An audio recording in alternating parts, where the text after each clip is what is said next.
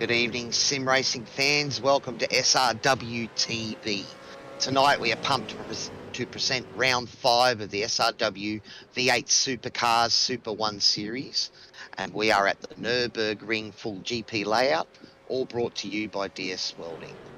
It's Cowie, your average sim racer here, together with Daniel Harris on comms and Nathan Shibby Howard behind the scenes looking after the tech side and bringing us all the action you'll see tonight. So after the super sprint races last week, we're back to the standard sprint format for tonight. How do you think the drivers will tackle both races given the reverse top 10 grid for race 2, Dano? I think it's going to be pretty stock standard, to be honest. You see most of the boys, Alex Court, Bruce Tannock, a couple of those quick boys. Who else is in here that's quite quick? Michael Whiting. Those boys usually are Blake Delaney as well. Also, they always just go hard out the blocks, set those fast times. And I think that's really going to be it, is they're going to be setting those fast times in the first 20-minute session. And then into that race, they will just, attack from the back from that top 10. And usually how it goes, I think it'll be pretty stock standard. Yeah, buddy, I think you're right. I mean, I think the reverse grid definitely spices up race number 2 for us, but it doesn't really change anything for the guys, for race 1. They push as hard as they can. Yeah, they push. I mean, all drivers, I suppose, are pushing as hard as they can. I'm seeing them lock up. You can see a couple of them diving out to the left-hand side. That's Matthew Scholes and I believe it may have been David Coleman as well. Those guys, diving out to the side. That turn 1, we saw it with the Porsche Cup. You can lock up so easily into that turn, and I think the full GP layout may catch a couple of them out, given that they raced, the F3s here on Tuesdays and then the Porsche Cup, and they both raced the same layout, but this is a different layout, so might catch a couple of them off, and could cost them. Yeah, look, certainly good. It's good to see that we're going to actually see the Michael Schumacher S's tonight, so we missed that, because they, in the layouts for the F3s and the Porsche Cup, they were actually turning before turn 5, but which really shortened the section of the track, didn't it?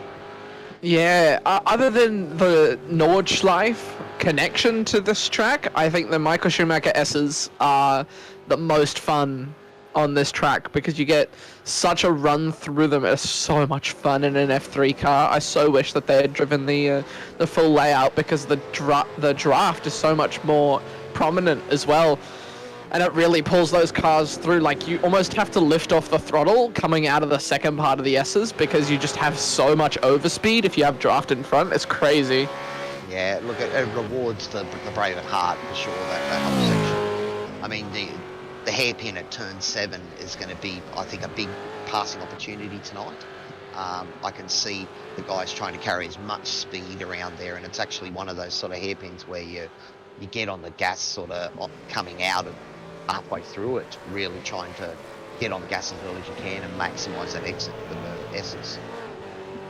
Yeah, I think as well, there's the little S of the no chicane at the end before this right-hander, as we saw Paul Warwick just going through it now. I'm just wondering if anyone would be ballsy enough or have enough speed to actually go side by side through there. It's very dangerous doing so, but it could benefit one driver if they pull it off right, I suppose, but it's really got to be a make or break situation. Oh, look, it'll be quite risky, though. I've seen the guys, when we were watching the practice a little bit earlier, it's on board with Harry Dodds at the moment, have a look, might see if we can have a look from a cockpit view here, buddy. But when we were looking at gyro their... can? Oh, a gyro can sounds good, yeah. When we were looking at this earlier, the guys were going through this corner in sort of 4th if they could. 3rd or 4th, so...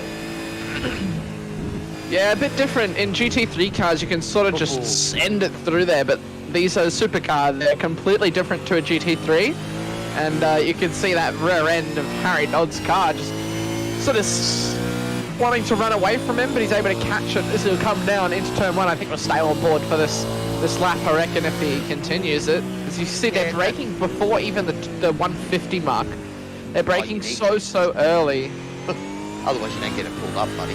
Yeah. Again, downhill, so you can't use sort of full brake pressure either, or you'll lock up. It's very easy to lock up going in there. But again, look, you know, these guys have, you know, all shown their skills driving these V8 supercars. So yeah, looking forward to tonight. Hopefully we should see plenty of action. Yeah, I reckon the big layout is going to give us a lot more action than the smaller one, personally. But we've got Blake Delaney, who has set a 155.726, 2/10 ahead of Bruce Tannock. Now, I think you were saying to me earlier, Bruce Tannock still does a lot of drifting over here in New Zealand, and yeah, he drives this for fun, does his drifting. Oh. Yeah, the boys have told us he's a bit of a legend of New Zealand motorsport, so still driving on the Pro Crew circuit, I hear, so. I've definitely heard his name before. Like, I definitely feel like I thought, oh, that was a great save from Harry. That's not going to do any wonders to his lap. Yeah, he's going to cut it a bit short and put that on the grass and reset. But yeah, I've definitely heard Bruce's name before, so I don't know where or anything, but I've definitely heard it before, so I might see if I can, you know, find him at some point and maybe catch up with him in person. Yeah, no, well, I think you were the one that said there's quite a few videos out of him, so we might try and check a couple of them out. Thanks for the shout out, Robbie. Hopefully we do have a good call. I don't know if we can say go the 50 boys, but you can say that. We're supposed to be impartial here. So. We are impartial indeed, and I've just pressed update on my SDK because I'm an idiot, and it's just closed itself, so hopefully in 8 minutes it decides to update. That's my live timing gone, so that could be my camera angles. For a while, buddy, just, you know, don't touch. Look, it's going to be interesting, buddy. We've had a bit of a shake-up in the series. Jamie Dyke, who was our series leader, had an incident last week and has actually, I think he's left the SRW racing group. So yeah, that is what we were told. It was quite interesting to hear. I mean, I think the boys were trying to get him to hang around, so it was a fairly eventful incident that happened. So, but I mean, we're just sorry to lose him. He's very quick and was, you know, leading, you know, fairly comfortably there, I suppose. But it has shaken it right up. So now we have Alex Court with After Dark Sim Racing. I've got to restart my PC. I've got to restart my PC. All right, we'll see you back. I'll keep going. I'll be just a little second. Sorry, everyone. That's all right, buddy. So yeah, so Alex Court is leading the championship now. He's 21 points in front of Blake Delaney with Fishy Motorsports. So it has really spiced things up. I know the racing last week, the boys did really well. There was a few sort of incidents of that, but I think there was only one post-race penalty that happened. And again, for the amount of action that we were getting, there was actually surprisingly few sort of penalties handed out. So that does speak very highly of the standard of driving. Just having a look at Blake Delaney here. He's the pace setter tonight. What did we say? He's done a 155.7. I think any of these guys getting into the low 56s and even the 55s, that's some great times. We're talking the on-track temperature is 32 degrees at the moment. So it is going to be quite interesting. The track's not super hot, but it's not cool hot lapping track either. I think another shout out if we can have a look at Matty Stewart from Vast Motorsports. He's had some pretty solid rounds so far. I don't know if he's out doing any laps at the moment, but he's brought himself up into fourth in the championship at the moment, and that would actually be third if Jamie is not coming back to us. So yeah, Matt Stewart, Vast Motorsports. He may not be out doing any laps, buddy. He may not be here tonight. Which would be unfortunate if he's not. Just having a chat to Shivy there, he's trying to find him for me. This is an interesting camera right on the spoiler, isn't it? Just to show how much the car actually sort of bounces and jostles around.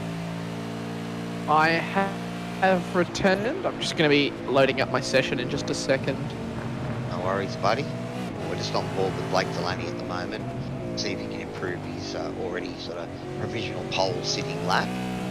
Or the car snaking out of the corner there. trying to get the power down as fast as he could. He has taken about 300ths out of it, I think. I can't run iRacing live timing. To find a version for your PC, check with the software publisher. This is why we don't press buttons. This is why we don't press buttons in the middle of things. Well, you'd be happy to see Michael Whiting is still running that shiny blue Fishy Motorsports livery, buddy. Ah, beautiful. I haven't seen the Aqua one out there. Who was that? Was that Dave Kirby that's running the Aqua one? But yeah, no, that is a sharp looking livery there. I do like the spec matte chrome, the way the light shines on the old Piranha there on the side of the car. Yeah, I think that's what my why Fishy Motorsports is my favourite, because that Piranha always looks so cool. I'm not sure if they've transferred a Piranha, a gold Piranha, a goldfish, I suppose. We don't really know if it's Piranha, or do we? I actually just noticed. I don't know if it's just Michael that's got it, but they put a on the bump. Oh, sorry, the boot of the car. They put one of his name in there as a bit of a number plate. That's pretty cool. That'll be awesome to know which fishy car you're following. Yeah, definitely. So I'm gonna try. There's enough of them out there, so you need something to tell the difference when you're behind them.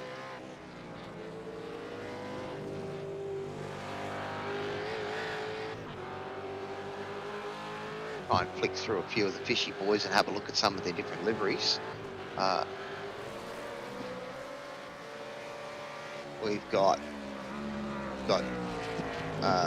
Michael Whiting, which we're looking at now. David Kirby's a Fishy Motorsports. We've got Troy Maguire, Brett Wardby, Matt Mundy, and Dylan Thomas are all Fishy boys. Abe Coleman as well. So, Shibby tells me he's the only fishy car out on track, so the boys, we've only got about 2 minutes left. Have a look at Troy Dooley here. Troy's putting some good effort here with it. It's a sharp livery again. I do like the blue and white.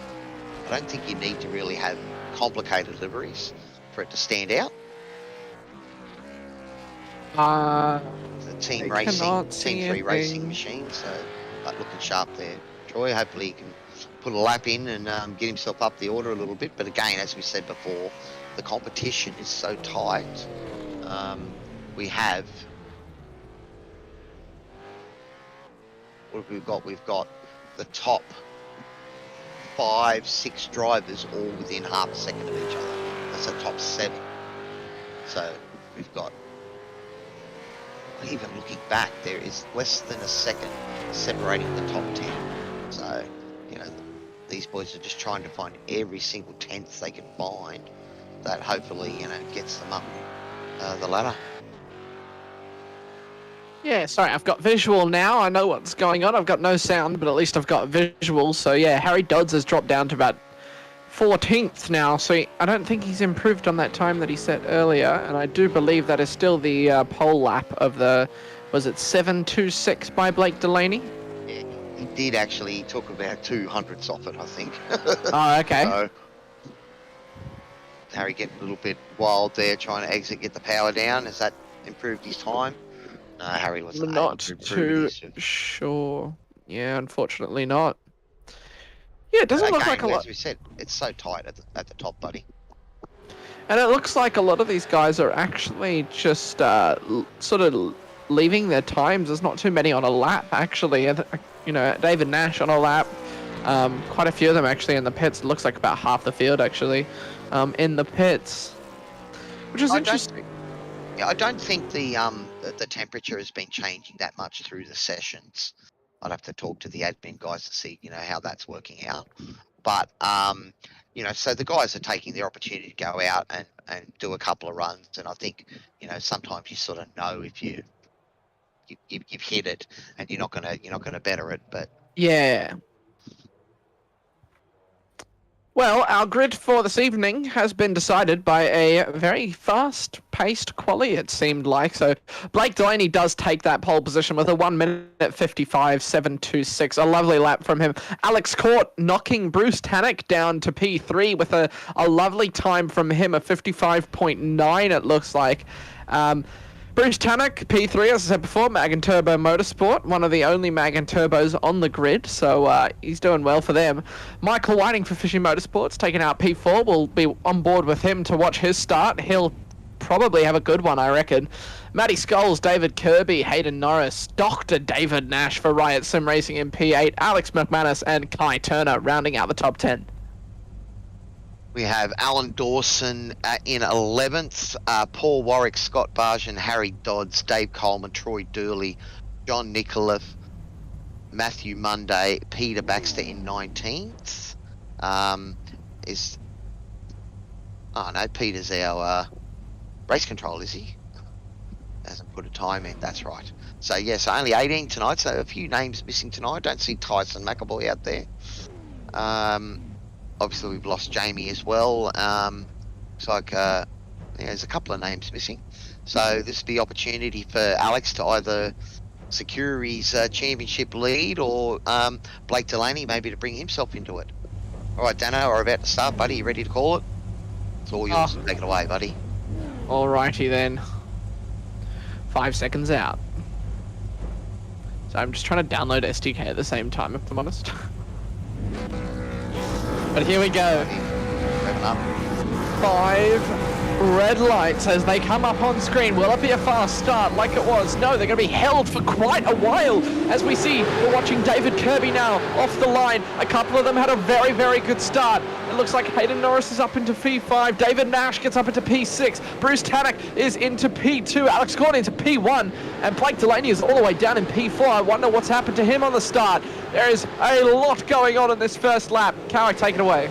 Oh, wheel spin. You know, it's very hard to deal with. It's quite easy. I see David Kirby had a bit of wheel spin there off the line. That cost him a couple of places. The boys are doing really well to go through here. As I said, the cars are going 3 wide in those first few corners, and we're on cold tyres. You're trying to stop the car, and you've got cars all around you. So great stuff from the boys so far.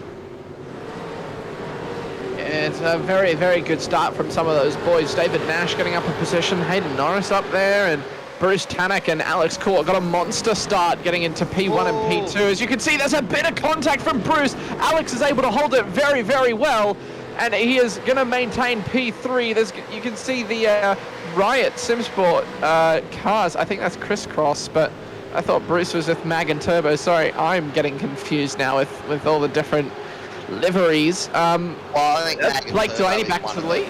Yeah, it's one of the team names for the White Boys because we're trying to sort of, run a team championship as well, and there's sort of 8 fishy cars and there's 4 or 5 Riot cars and that, so they've maybe given themselves slightly different team names or, fishy 1, fishy 2, that sort of thing to actually have the championship, about the team championship, I should say. Yeah, I suppose you're Alex exactly was on the right radio there, but Alex was on the radio there. Maybe get race control to have a look at that. I think I found it. Sorry. You're right, buddy. Distracted.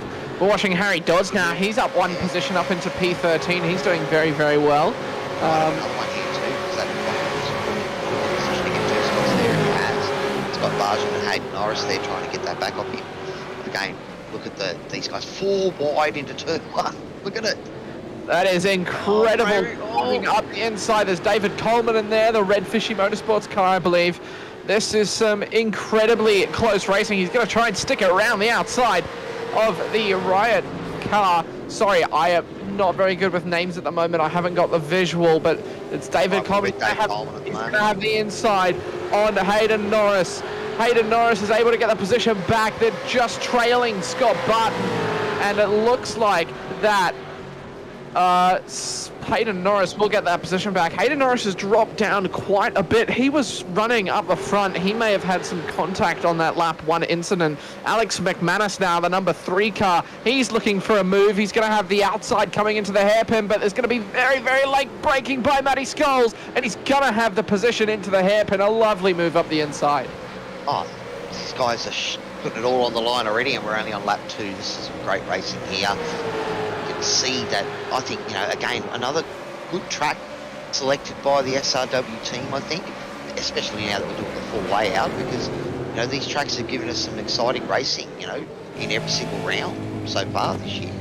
So, and again, anytime you can see cars going 2 and 3 wide into corners, that makes me exciting.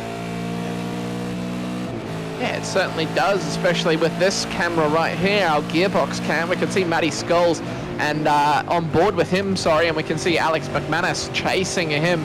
That chicane is different as well than what we've had all week. It's almost a straight line. They do have to downshift and brake for it, but it's so much better than the left and right tight chicane that we had before.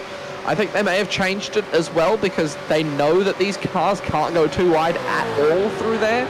Rather than, the F3s, you can sort of push it, and same with the Porsche Cup, as that is Scott Barton up the inside for After Dark Sim Racing, and he's got one position, he might even have two. He's going to try and stick around the outside. Is he going to be able to get that done? No, but he will cut the door on Harry Dodds behind him. He's chasing down Alan Dawson. He's going to brake quite late. A downhill left-hander as well. You've got to be careful. You've got to be quite light on the brakes, brake early. And it looks like this battle is going to continue to heat up. Oh, this is what I meant, though. This is great racing. This is what we want to see. And, so far, we've, got 18 cars started the race, and all 18 is still running, so it's been some great action so far. Yeah, and this is just the first race, so there's still a 40-minute race after this, but they're going to leave it all on the line in this 20-minute race. We can see Scott Button. There's a big lockup. I believe that is Alex McManus, who drops down the order. He's kept it out wide nicely so that the other boys can get through. This is a 4-car battle for P10. This is an awesome, awesome battle that is heating up. There's a battle all along the field. There's a 3-car battle for P5, the 2-car battle for P8, and and first position. Also a battle developing for P3 as well. This is crazy going on. You maybe have a look what happened to Alex there. Got that on the replay? I reckon we should. It looked like it may have just been a lockup and he was able to save it. And I'm pretty sure that's probably what has happened. So. Okay, race control has just reported on the incident earlier in the race, and there was a redress, so no further action. Here we go. Let's have a look to see what happened to Alex in the slow-mo. Yeah, that rear end's locked up.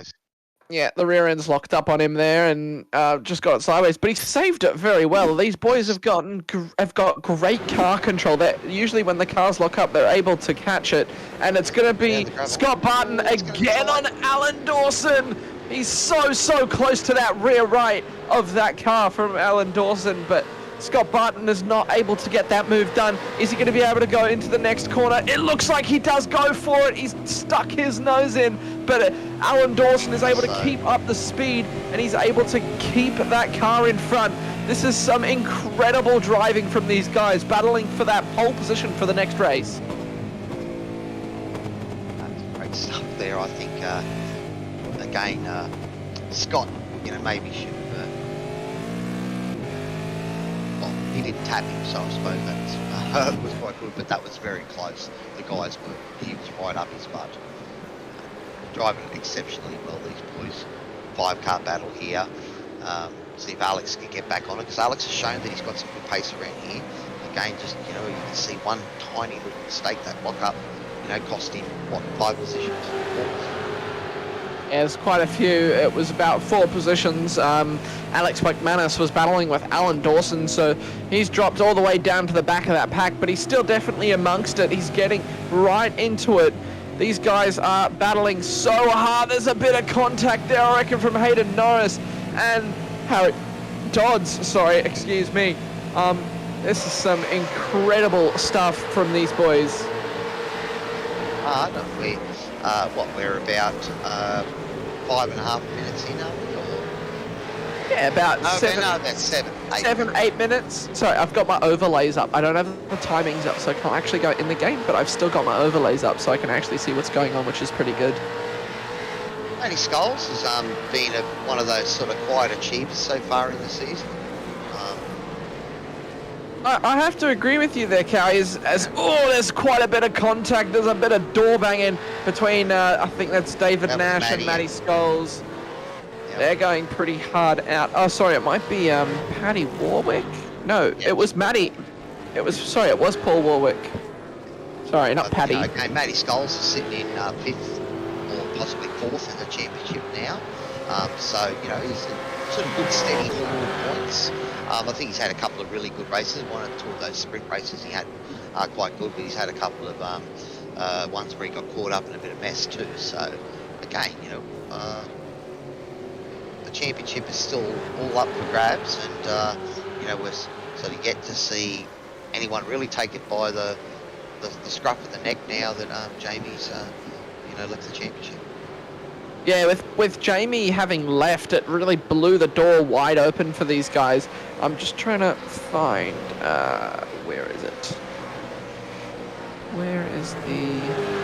Hayden Norris, one of the Wright boys, putting a lot of pressure on Harry Dodds here at the moment. So I got the race calendar up now. So next week we are going to be at Zolder, also using the normal sprint format, and after that we have Le Mans with the enduro format. Now that is going to be absolute chaos. I think it might be a bit of a quiet stream because of how Le Mans is. We might have to find... It's an interesting car for the V8s though. Yeah, it's an interesting car to drive with the V8s. Quite a bit of curb hopping early on in that lap. Yeah. Harry's done pretty well there to minimise the damage, because, yeah, Alex was definitely looking to chase down hard there. Oh, we're going back to the front, so Michael Whiting has got right up on the back of Blake Delaney here. These are just teammates now. This is teammates just working together. This is just teammates working together. It's going to be smooth as you like. These two are going to want to get as far away from Alex Court and Bruce Tannock as possible. It doesn't look like they're able to. It looks like Alex and Bruce are working together, but Bruce has actually dropped back just over a second now from Alex Court, and this is going to be an interesting finish. I reckon they're about just over halfway through. David Kirby is going for that position on Kai Turner. Bruce Tannock is within a second of Alex Court, and there's a 3-car battle for P12 behind, as Scott Barton has dropped a little far back from Alan Dawson. So it's going to be an interesting finish, I reckon, Cowie. I reckon it's going to come right down to the wire. It's just got spiced up a bit more, because reading the chat there in the race, it looks like Kai Turner has been hit with a 10-second post-race penalty for denying racing room. So I don't know if we saw an incident there. But Kai was having a pretty good run. I think he's running 6th at the moment, up 4 positions, so that's going to hurt him. Yeah, that'll definitely hurt him. It looks like he might even drop down to P15, to be honest. That's going to be a big blow to him. But he's battling nice and hard with David Kirby. We're just watching Alex McManus, who's having a right good go at Harry Dodds. He's within 5/10, and he's going to have the run into the next corner. Now, this is what I was saying before. You're not really able to go for a move up into the next corner, but you can send it after this. So, will Alex McManus do just that? He's going to stick behind through the chicane. Is he going to make that dive up the inside? I know it is so much fun to do. I've done it several times in the F3. Harry was on the limit then. Harry was trying to make sure he didn't get a run on him. But it looks like Alex is... Oh. Harry's done a very, very good job to defend here as Alex is right on the tail. He's going to brake very, very early. He's going to jump to the inside. No, you can see just how wheelie those front tyres are. That view was awesome to get. Just trying to get that car slowed down is such a problem for these guys in these cars. But I think in any car, really, that turn 1 is so difficult to get the car stopped, other than really the GT3s. Oh, look, there's multiple different ways you can go through it. I mean, you know, it's what, 130 or 140 degree corner, effectively. But because the next sort of double left-hand sequence, you know, you can go wide and be on the inside for the next 2 corners and make it work. So that makes for exciting racing. Exactly right. I mean, you can be on the outside, be able to hold the turn and then have it for the next double left-hander. So exactly. Yeah. It is very interesting, and there is a lot of mind games, I suppose. We haven't really talked about a lot of the mind games that happens in racing. We sort sort of mentioned it, how the drivers sort of peek out, just like Kai Turner was doing there for MF Racing. You can see him sort of peek out a little bit to the left of that car in front of him of David Kirby, and it really shows the mind games that these guys like to play with each other. Oh, am I going to go for the move? Am I going to hang back? So I wonder if Kai was listening to the stream just then, buddy, eh? It really does play with the mind. He's sort of, just sticking his nose in there, just making sure that David knows that he's there. Oh, and it looks like he's got a better run. Is he going to send it up the inside? He is. He's going to have the run. But when you're on the outside, as David Kirby is, you can get a bit of overspeed coming down the straight. So they will end up being side by side as they come to the end of this straight. You could just see a little bit David Kirby getting that side draft. They're going to be right on the limit, side by side, braking just before the 150 board. Is Kai Turner going to be able to make the move? There's a big lock-up on the side right tyre, but it looks like he's gone deep enough to make that move work, and he'll have the inside. That was a lovely... the car in a good spot, yeah. Yeah, he's good very driving. well. Put the car in the right spot to make it hard for David Nash to, come back at him then. Yeah, exactly right. He's able to position that car, and sometimes if you're on the inside, locking up is actually a good thing to do, and it can be a tactic that you sort of lock it up, go a bit deep, and then the person on your outside can't actually turn in, and it doesn't really, you can't really be put at blame for it because, you're locked up and it's not really your fault other than, it's your fault to lock it up. Intentionally locking up. Because, in a car like this, you do that too many times and you're not going to have much tyre life left at the end of the race. But, again, it's all about that slip angle. And if you can, position the car in a point where the guy behind you can't get on the gas when he wants to, then, you're sort of getting a better run out. And used to play a bit of water polo in my youth. And there was when the ball get thrown in front of you, you would, try to kick off the player next to you. Not just because you were trying to kick off towards the ball, but also to push him away from it. So same sort of thing, I suppose. That's water polo honestly sounds brutal.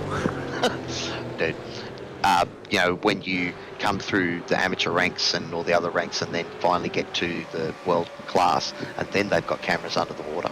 Up until then, there's no cameras under the water, so it could be a bit vicious.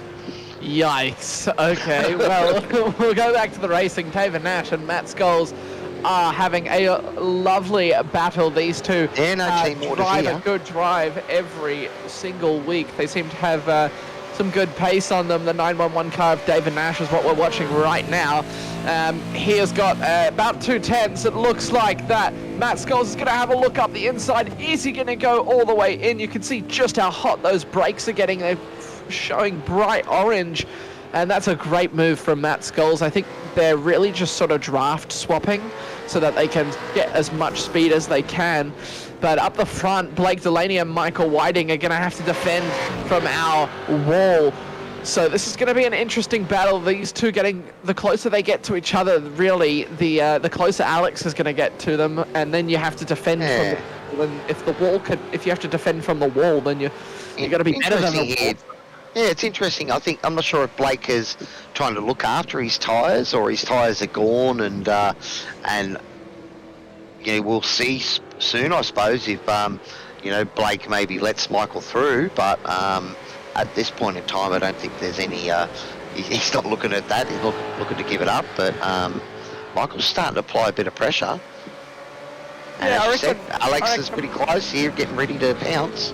Yeah, I reckon Michael might look to make a move into the final cup on the final lap, just maybe steal those points away. But Alex is going to be waiting there. He's going to be in that zone that he always gets into, and he's going to be wanting to take those positions from them. So you can see that gap is coming down, and Bruce Tannock is sort of dropping back. So maybe he has a bit of an issue, or maybe he's just wanting to secure a P4 and start up the grid next race. Who knows?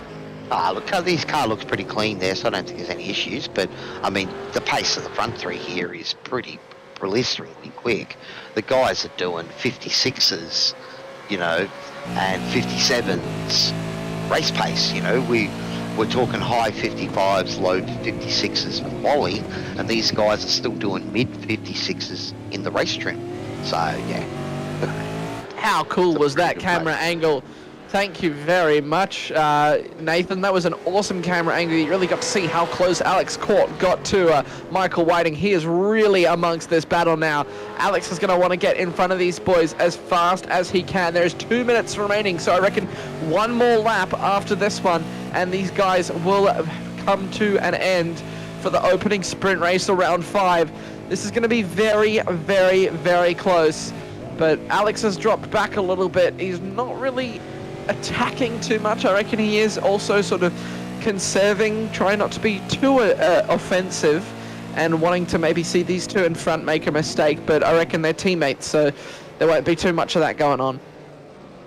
Well, I mean, we've talked about Alex making his car as wide as 2 cars. Well, he's got to try and get through 2 cars. So how wide are they going to make 2 cars? Exactly right. He does have to get through 2 cars, but Scott Barton has now got to get past 1 After Dark Sim Racing car.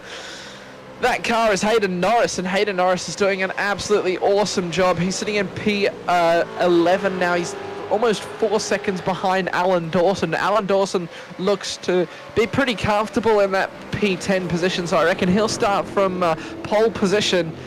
But there's not too much going on other than that front pack and this little one here. Just be careful you're not giving him the commentator's curse there, buddy, calling it pretty early. No. Still a minute after. No. There's one lap to go. He'll be fine, mate. Oh no, it's caught you out before, buddy. Not that we wish Alan any, bad luck or anything, but Scott's pushing hard there. We're going to have a look back at Matty Mundy. Matty was on the pace in the first round and first couple of rounds, but I know the last couple he's just struggled a little bit. So we don't know, could be a matter of issues or practice. Again, I mean, look, to get to the front of a field as strong as this. There it is. There it is. Yep. Scotty Barton making that move on Hayden Norris. He'll probably just miss out. These two going to battle very, very hard towards the end on this final lap. But I want to bring our attention right back to Blake Delaney, who has Michael Whiting right on his tail. This is going to be a hard-fought battle for the final position. They come round the hairpin. They're going to come up into the Michael Schumacher S's, I think. No, am I wrong? I'm wrong. No, you've gone past that. We're coming up to the... I'm before. Here's the hairpin. Sorry. There you go. Lost my bearings there, but I think Alex Court's probably going to hold P3 there, and I think Blake Delaney will also hold that P1. It looks like Michael sort of just dropped back, actually, so... Well, I think the 2 fishy boys were just maybe looking after their tyres enough. Once Alex got close enough to maybe... Oh, Blake's gone wide there. Is that going to cost him? Blake has gone very, very wide. I don't think he got to slow down out of that. I think there may be a bit of team orders, because if I was in Blake's position, I'd be telling Michael to drop back and hold him up almost. But it looks like Blake is going to look to have a move. Can he get the run through the corner? If he gets a better run than Blake through the corner, he'll be able to dive up the inside. He might just do it anyway, but since they are teammates, he will stick behind, and that will be a 1-2 finish for Fishy Motorsports. A lovely drive from the 2 Fishy Motorsports boys, Blake Delaney and Michael Whiting. Following them is Alex Court in P3. Bruce Tannock behind in P4. Kai Turner, David Kirby, Michael Scholes, David Nash, Paul Warwick, you said before. Alan Dawson finishing P10. A good drive from him. He ended up being just off that P9. Scott Barton finishing P11. Hayden Norris P12. A good move on the final lap from Scott Barton, and the ability to hold that position. Alex McManus, Harry Dodds, John Nikolaev is my guess for that name. I do apologise if I have butchered that. He's new to this league, and David Coleman, Matthew Mundy, and I think that's Todd Dooley? Troy. Sorry, apologies, Troy. Pretty good race there from the boys. That was pretty clean. Kai Turner will go down the standings. Probably going to cost him maybe 2 or 3 positions, that 10-second post-race penalty. He did finish in 5th, so that might actually work in his favour and move him up the grid for race number 2, buddy. Yeah, it could definitely indeed. Now, he's still saying P5, so As I said before, Blake Delaney taking out the race win, and P2 for Michael Whiting. So Fishy Motorsports 1-2, a great show from them. Alex Court for After Dark Sim Racing on the podium. Once again, that's a regular sight to see. Bruce Tannock just missing out. 3.8 seconds behind, 2.8 seconds behind Alex Court. So an interesting performance from him. Kai Turner, P5, but we will see him drop down the order. David Kirby, Matty Scholes, David Nash, Paul Warwick, and Alan Dawson rounding out the top 10. Yeah, Bruce had a nice quiet race there in fourth, so didn't get to spend a lot of time on him, but we at least gave him a bit of a shout out. So, the boys wanted us to know that he's a bit of a legend out there in NZ. So, good to see him, up the pointy end of the field. So we have Scott Barshin finishing in 11th, Hayden Norris in 12th, Alec McManus, unfortunate with that lock up that cost him probably 5 positions. Harry Dodds in 14th, John Nickliff in 15th, David Coleman, Matty Mundy, and Troy Dooley bringing up the last 3 spots. So, yeah, look, it should be quite an interesting race number 2. This is the 20-minute sprint race format, and then the 40-minute sort of longer standard race. There is a compulsory pit stop where you must change at least 2 tyres, and I believe there's a 70% fuel cap at the moment too, so the guys will need to do a pit stop in any case. So I believe that's what, 77 litres? 70 litres? Yeah, something like that. It's 111 full tank, so yeah, that'd be about right, buddy. Yeah, So, interesting. I mean, I'm not sure what the fuel burn around here is, but yeah, with a 40-minute race, we're probably talking 25 to 28 laps, depending.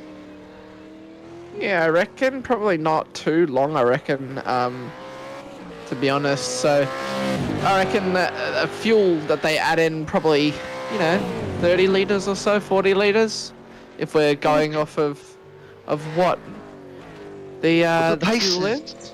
The pace is so close. I mean, these guys, although we've got a couple of different sort of bunch of guys that are battling at the top, and then those mid-pack battles, and it seems to be the same guys battling each week.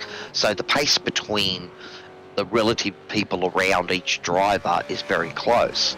So when you start factoring in, some teams might go a lighter fuel load at the start of the race and then pit early and take more fuel on and run long, or you got to have guys that will try to run long early, and then short fuel at the end and have fresh rubber for the end. And that all sort of brings, I suppose, the nuances into motorsport that we all love, know and love. So that's the thing I'm looking forward. So if we see the guys that in that reverse grid are thrown back a bit further, do they go a light fuel load so they can get back to the front quickly, or do they just bide their time and hope that they don't get held up too much? Yeah, I think that's more the question is, do these guys want to risk those running a lower fuel, having to pit a bit earlier, and then, having to take more fuel in the pit stop, and then, will that work? Will that pay in their favour? I'm not too sure. I'd usually just go max out the fuel and pit stop for whatever I need. Well, see, it's possible that you could go close to running a full tank, and that might even allow a splash and dash. I'm not sure of the fuel numbers, and how many laps. I think when I wonder if they even need fuel. Well, I think the fuel burn was under 4 litres a lap. I think I did some laps before there, and average use was around about 3.8 or something like that. So, you've got 70 odd litres in, and you use 4 litres a lap, then you're going to get, 18, 19 laps out of it. So it may well be possible to fuel save a bit, run really long, and then just do a splash and dash for a couple of tyres. About 19 laps, just under 19 laps. I've just done a quick calculation. So just under 19 laps is what they'll get, and with a just under 2 minute lap time, it's about 40 minutes, about 20 laps. So 20, maybe 21, 22 laps, yeah. Yeah, right. So it really might be that splash and dash is what they need. Well, so in the pit stop, I reckon we'll just see a little bit of fuel, and they'll change the 2 tyres, and that'll be that. Well, see, normally with these cars, because you refuel and change the tyres at the same time, normally the to change all 4 tyres only takes 8 or 9 seconds. So, you know, if you're going to be putting fuel in for longer than that, you might as well take all 4. But as you said, you know, there may well be some guys that run really long and try to do just a splash and dash for 2 tyres and make some positions up in the pit lane. And we've seen that the difference between the tyres in some of the other formats has made a bigger time difference. I just don't know if it's going to apply for the V8s. Yeah, I don't know. I think it's an interesting strategy, and we'll see it play out in this race. So Alan Dawson finishing P10 last time out. Of course, we have that inverted grid, so he'll start on pole position. Paul Warwick starting out P2. That's a good front row from those two. David Nash for Riot Sim Racing. Now, him up the front. Now, that is going to be a definite watch. Because he has got pace. David Nash, Matty Skulls, and David Kirby, and Kai Turner, and Bruce Tannock all have pace. So this is going to be a very interesting, I think from P3 all the way down to P10 is going to be a very interesting showing. Look, the reverse grid has shown that, you know, although the fast guys ends up behind them, they're still not able to get through that easy. Boys up front got good pace. Oh, it looks like we're going in. 5 red lights and a very fast getaway, completely different to the first race. Looks like it's actually caught Alex out here. Alan Dawson, he bogged down a little bit there on the start. Intended. So no, it was Alex Court. There's big contact. Big crash. That's David Kirby going out wide. And there's even more chaos at the back. Hayden Norris gets away well. Sorry, I knew it was Alex Court because I did see the Racing with Autism livery. It caught him out there on the start. It looks like he's not gotten off too well off the line, but he'll look to get back in his zone. It was a very, very, very fast getaway. Those lights went out almost straight away. These boys are going to be the opposite of the first one. Yeah, complete opposite to the first one. Bruce Tannock got a good start. He's up into P7. He finished P4 last start. Sorry, never mind. Blake Delaney is all the way out 6 positions. Hayden Norris 7 positions off the start, so those two boys had flyers. Incredible start. Hayden Norris started outside of the top 10, so that's an incredible start from him. David Kirby's looking a bit banged up there, isn't he? Yeah, David Kirby got into some of that contact, so he was out on the right-hand side of your screens just before. He may well get a penalty for moving to there, I think, because he clipped another car trying to get out of there. So I don't know. I might have looked at that. Yeah, I don't know if I'd blame him on that. You can see, yeah, Alex Court all the way down in P10, so he's got some work to do if he wants to get back on that podium. And Harry Dodds is going to be chasing him right down. We'll get a DSL action replay of that start. So you can see David Kirby got a good start, and it looked like he braked early. They were 4 wide, so there was contact. There. Yeah, a bit of net code turned the one car into him, and that's just unfortunate. He's just been a passenger there, but lap 1 4 wide usually doesn't go too well, so that could have only ended that way, I reckon. So I think it was just unlucky. P2. I'm sure who it was that sort of tagged. Was that Matthew Scholes that got tagged there? I think in that incident. You know, so, and again, I mean, it was just the tiniest little tap at the wrong time will turn the car around. Paul Warwick's had a very good start. He's up into first position. Following him is, I can't actually see, I don't have the standings up. I do believe it is David Nash, yeah. Alan Dawson in third. David Nash is, Alan Dawson in third. So Alan's not had the best of starts. He started on pole position. And just some of these boys have a little bit there, buddy. I say when you were looking at Alex, I was looking at Alan. So Alan bogged down on the start. That quick drop of the lights, I think, caught Alan out. He thought it was going to be a bit longer. I think it caught quite a few of them out, and that's sort of why we had that little incident on lap 1. Blake Delaney, you're right, is up into P4. What a start he's had from the on the white. Is it white or is it light? Is it like a light blue that Blake Delaney's running on for that Fisher Motorsports car? It's the white and the black, white and the black with a light blue trim or something around the edge of the black livery. It's nice and sharp, and again, you know, race 1 winner and already back up into 4th position at the start of this 40-minute race. So that's a great start from him. Yeah, there's 3.5 minutes on, so. Well, I think those two boys, was it Hayden Norris and David Nash, had the two right boys had an absolute belter of a start. Yeah, they had an awesome start. Michael Whiting as well had a very, very good start. Of course, some of these boys were able to capitalize on that little incident that happened in turn 1. Is that going to be a defining factor in this race? You know, it might well be. Alex caught all the way down in P10. He got very caught out, I think, by that start, and he's got some major work to do throughout this race. Said, you know, again, Blake's 6 positions up ahead of him, battling with the guys up front. So yeah, Alex has got to do some carving of his own if he wants to catch up to those boys. You know, we have seen Alex do it. We have seen him go. You know, it's a 40-minute race, and there's contact. Troy Dooley, and I'm not too sure. Oh, is it Matty Scholes? So we'll get the DSL action replay, as it looks like Troy sort of went for the move, braked quite late, and looks like there was a lockup actually. And oh no, sorry, it was a car behind. Yeah, Matty's tagged him then, I think. I think he's seen a move on there, and it's just sort of had the door closed on him, and there was not much he could do there. So unfortunate for those two to have a little coming together. David Nash really under attack now from Blake Delaney. And who is that in P3? I can't actually tell. Alan Dawson. Alan Dawson. Sorry, our timing isn't up. I cannot see. Where's our standings, Nathan, mate? I do like the chrome spoiler there and the spec map on that. Looks pretty good. It does quite look. It does look quite good.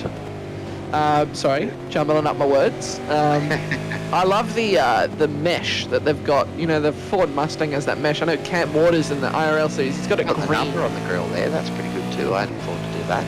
See how he's got the car number on the grill? I cannot see that. No, hang on. We're gonna have to wait till he gets a bit closer. Is it right on the grill? Yeah, look at it. It's right there. Oh, it is. That's fascinating. That's awesome. Pretty good. Yeah, that's really cool. Someone who knows how to do their spec map and paints. Yeah, I don't know much myself, but that's pretty good. I got a couple of mates that end up doing the trading paints and stuff, so I just ask them what I want, and then they do it for me. I did basic ones myself, buddy, you know. But big slide. Something's happened to Harry there, because Harry's lost a few positions. He was up. So I don't know what's happened there. He's dropped down. Harry was in P11, so he has dropped down. He's had a bit of a spin. He was able to catch it. Has he kept it out the wall? It looks like he has. I think he might ask for a black flag clear. He was able to get that car back on the track, and I think that might be an unsafe pit entry. As there, you can see he may have just had to sit there and bleed off a slowdown. A slowdown. It's been so long since I've raced, I forget all the terms. Only joking. Alex Court is up into P9. As you can see, there is a 5 car battle for P3 and almost for P2 actually. So David Nash, the 911 car, is leading them away, and Alan Dawson chasing them. Blake Delaney, Hayden Norris, Michael Whiting, Bruce Tannock all the way down to P7. So this is going to be a great race for David Nash. Is he going to be able to hold on to that? But you know who's going to benefit from this? Paul. Paul up in front. The more these guys battle, 7 of them battle, the more he's going to have a gap, and he'll be able to extend that. He might be able to turn it into his first race win. Let's hope so. Certainly want to see these boys, fight as hard as they can. Looks like things have gone a bit pear-shaped for Kyle Turner, who's been given a pit lane penalty for the contact, I think, on turn 1, lap 1. Also, Matty Scholes has been given a penalty as well. So that may well be for, as I said, for the moving, when you've been told to hold your brakes in an incident. So it's something that race control has been trying to, stay on top of. They've been trying to be more consistent with it, I think, because it's a bit of a tough one to sort of call on. But well, I think that we're just trying to have a nice blanket rule that if you're in a spin, hold your brakes, cars around you, look at your relative before. Yeah, I think that's the general basis of it. Is if you spin, just hold your brakes, and I think that's also just common race etiquette as well. I don't think it should be something that is. I think if you don't hold your brakes, I think it should be penalised. But I think it's one of those things where in racing, if you've spun, you hold your brakes. If you're off the track, check your relative and make sure that you Yeah, there's no we're all cars racers. coming as well, so... We're all racers too, buddy, so we're trying to minimise the amount of time lost. So the last thing we want to do is sit in the track like a sitting duck. And sometimes you think you're right in the firing line. But I suppose, if we can get that consistency, the guys can just hold and, the car's not going to move. It means you can pick your line around it. I think so many times. usually personally what I do is, depending on where I've spun, if I'm sort of like, on a bit of a track where, I might get hit, if I find that I've got a little bit of time, maybe 2-3 seconds to the car in front, if I'm in a position where I'm able to get back on track and it won't hinder somebody's run through a corner, beautiful, I'll do that. Otherwise, I will reverse off the track or, drive off the track to make sure that I'm completely out the way so I don't ruin anyone else's race because, Okay, the key is to ruin, but I don't want to ruin anyone else's. look at your relative and then make that decision. Yeah.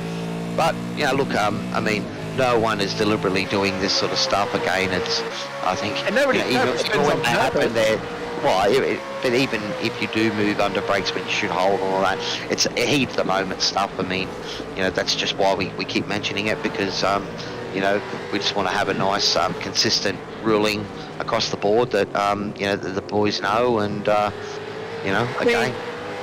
You say moving under brakes. Some people move under brakes without even knowing about it because I know personally I used to do that. There was a big learning curve that I had to sort of have with some of the cars, especially the LMP2, is you really have to trail brake, and there is a very fine line between trail braking and actually braking. So you really have to be maybe, just 2 to 5% brake to trail brake. Any more than that, you might actually lock up if you're turning into a corner. So there's a couple of other cars where obviously that learning curve applies. Of course, these cars as well, if you're on the brakes and you're going into a corner. Very heavy in these cars. Oh, David Coleman.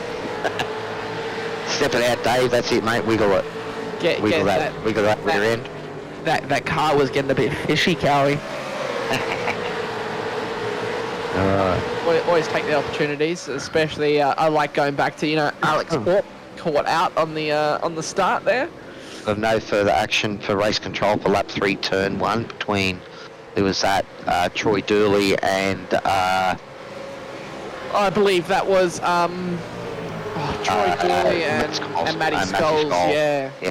So they've said a no further action there. Redress was accepted, so unfortunately it cost them both time.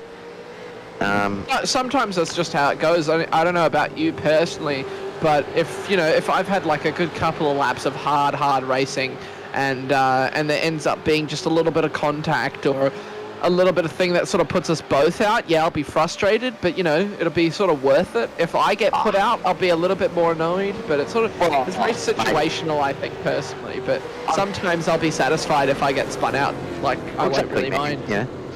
Generally, I'm not fast enough to be racing to the front of these sort of fields, so I look for the battles.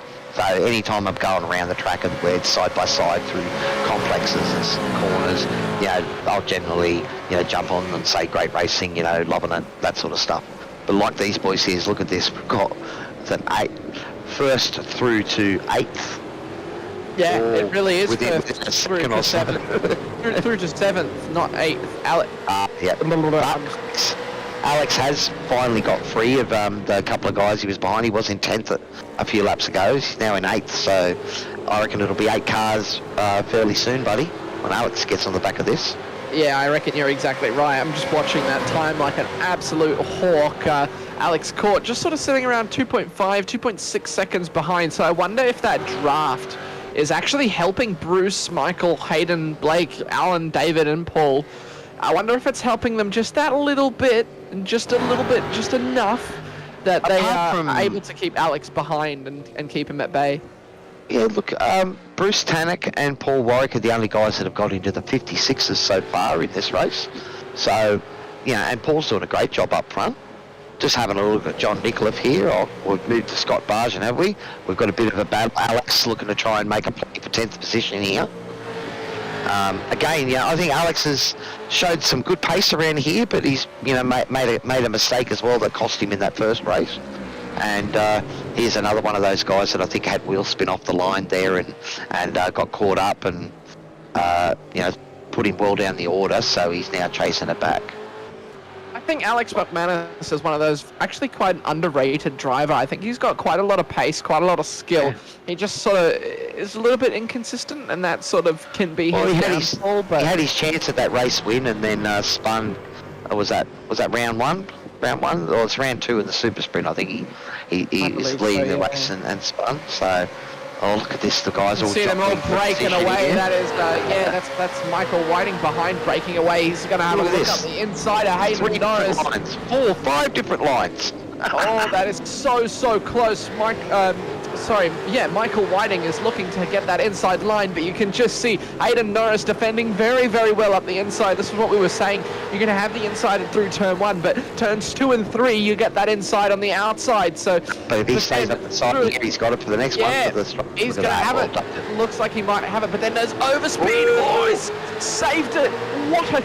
What a save by Hayden Norris. He's going to stay side by side with Michael Whiting. They're going to be side by side almost for a whole lap. Is Michael going to be able to get this move done? There's a little bit of contact with the rear end of that car, but he's able to get that move done. That is an awesome move from Michael Whiting, and some great racing from those two drivers. Oh, great drive from both of those boys. I think that there might have been a tap there earlier that, whether it was a net code tap or not, that sort of ran was it Michael a little bit, or Hayden a little bit wide, but that was a great save from Hayden too. So, but yeah, look, incredible save.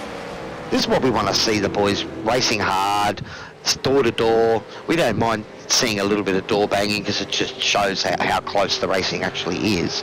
And these guys, they've been putting on a show week after week, and I just wish I was quick enough to join them, I suppose. I think next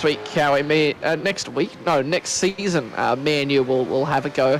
I might try and put some convincing in and maybe get you into some F3, because it is a lot of fun driving the F3s. I'm doing the radicals at the moment, loving that. I just got to get, my the spin rate down considerably. Yeah, but if we do F3, me and you can be a powerhouse. I can teach you how to get off the line well.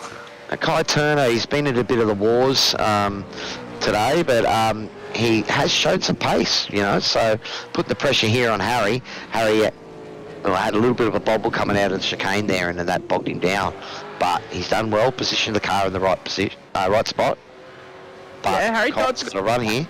Harry Dodds is also a very good defender, but yeah, you're exactly right. Kai has got a run here. It's going to be a very nice run up the inside. He's going to have that move well and done. You can see a little rear lock up, that rear right locking up, and that is what forces those cars to go sideways. But that is Harry a very, was looking for the switchback there. Well, Harry was looking for the switchback there. He broke a bit earlier to try and get a better run, and Kai just sent it so deep and somehow managed to pull it up. Oh, back towards the front here. Blake Delaney still trying to get around Alan Dawson. And looks like David Nash maybe starting to use up his tyres a bit here. How far are we into it? About 16, 17 minutes? Just about to clock over 17 minutes. And yeah, you're exactly right. I think David Nash is starting to push a little bit more, get away from this little pack, as that's not Alan Dawson, sorry, that's Blake Delaney trying to go around the outside of Alan Dawson, and he'll have the inside for the next corner, and it looks like he might get that move done, and maybe a little bit of door banging between the two. They're going to be side by side. Alan Dawson is going to have the run. Blake is going to be up the inside. Neither of these drivers is going to give up. One of them has to give into the next corner, and it will be Blake Delaney. He's going to sit behind, but he will have the run through the next corner. They're going to come through the final corner. Michael Whiting is looking to make some pickings, and so is Hayden Norris and Bruce Tunnock behind. And as you said, Alex Court has definitely dropped into that battle. Paul Warwick has jumped into the pits as he had a spin out in first. Well, remember there is a compulsory pit stop again. Hang on, but no. Paul's had a spin because Paul was up in first, and that's why David, I think, was pushing a little bit, and he's maybe see what's happened to Paul here. Just got on no. That is very, very unfortunate for Paul. He was having such a good run out in first. And that's exactly what sometimes happens. You get a little bit too comfortable, put that power down a bit too fast, and around you go. Paul's running at the front of this pack, and the pack is fast. So to stay out there, you've got to be on the limit, and it's a cliff sometimes, the limit, and a very sharp and painful cliff. Yeah, I think there's a few cars like that. The Porsche Cup car being one of them, and we get to see just how fast these guys are into that corner. They get it right and held up.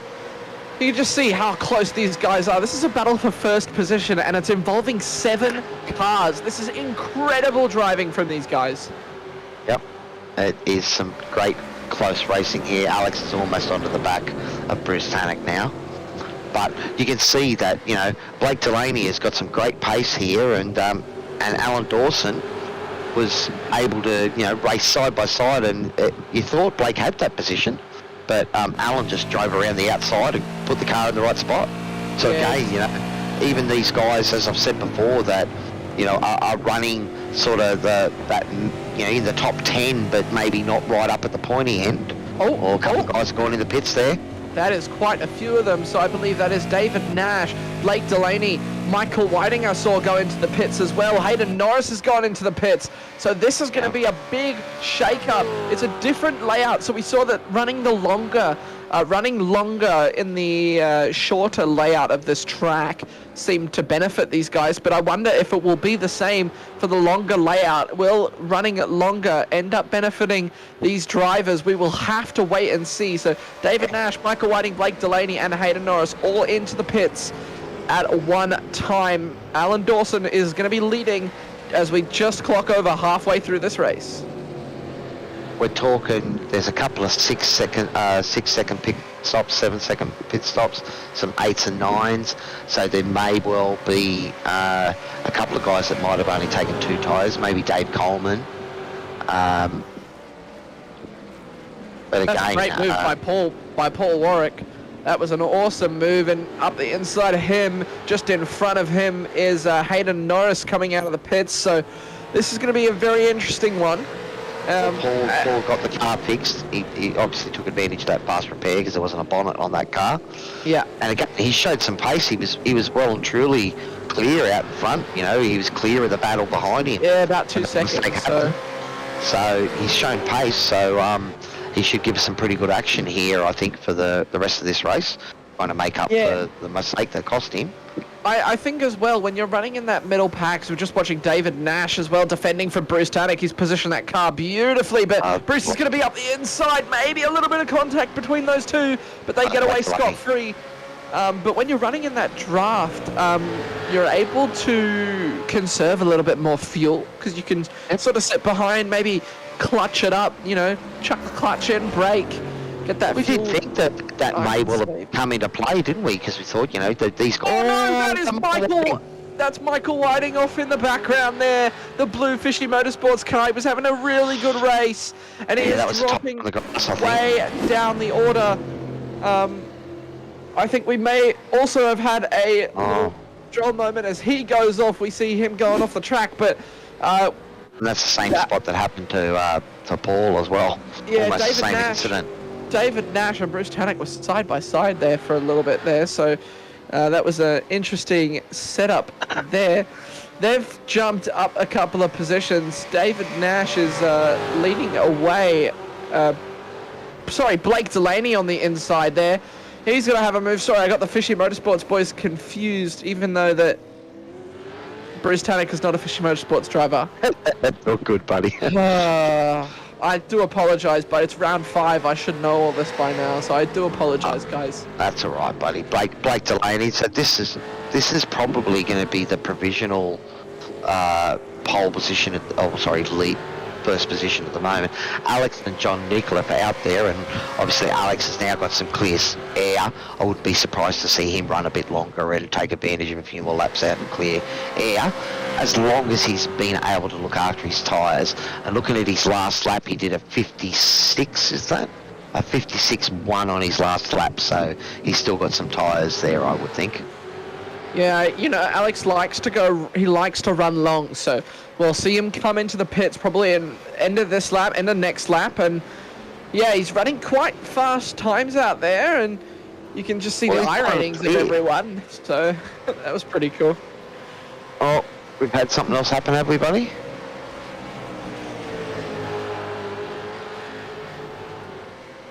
Yeah, no, Nathan chucked the I rating up there for a little bit. It was quite interesting to see because, you know, I think I rating sort of personally, I like to focus on one car for a season, and that sort of depicts my I rating for that. But if you're going through a couple of cars, you know it'll sort of drop and sit below. There's plenty of sharks out there with low I ratings to win those officials. You know, those bottom split officials. Nah, these guys. A lot of Smurfs as well. Yeah, Smurf accounts. I suppose there's a few of them too. But look at this great battle here. So Bruce Tannock putting heaps of pressure on Scott Barton. Yeah, heaps of pressure on him there. Yeah, right at the back of the field. So looks like Alex Court has gone into the pits as well now. So to see where Alex comes out. Yeah, he's definitely dropped back. He'll looks like he's come out in at P5. They brought him in behind on Dawson. So that's the couple of places in the pit stop he's jumped there. Yeah, so it looks like running early was definitely the shout. I think John Nikolaev?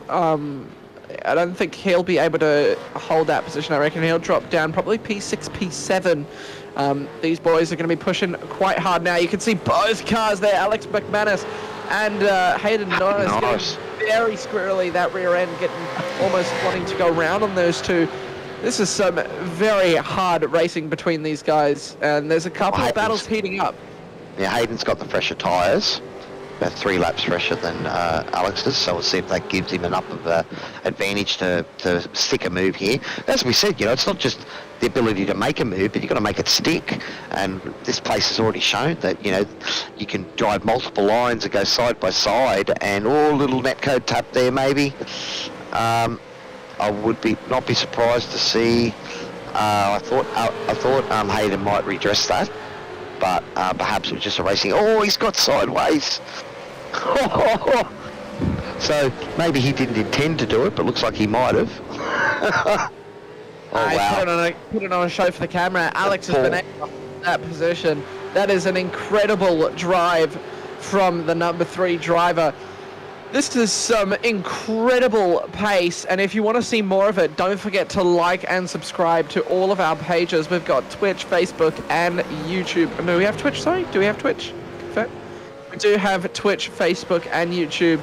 Make sure to like, follow. There's a big lock up there. That's Hayden Norris, and that has unfortunately given a little tap to Alex McManus. Very unfortunate, but that is what happens when you go up the inside into that corner. That is the risk you run, those rears locking up and going sideways, and it has happened, unfortunately, to Hayden Norris.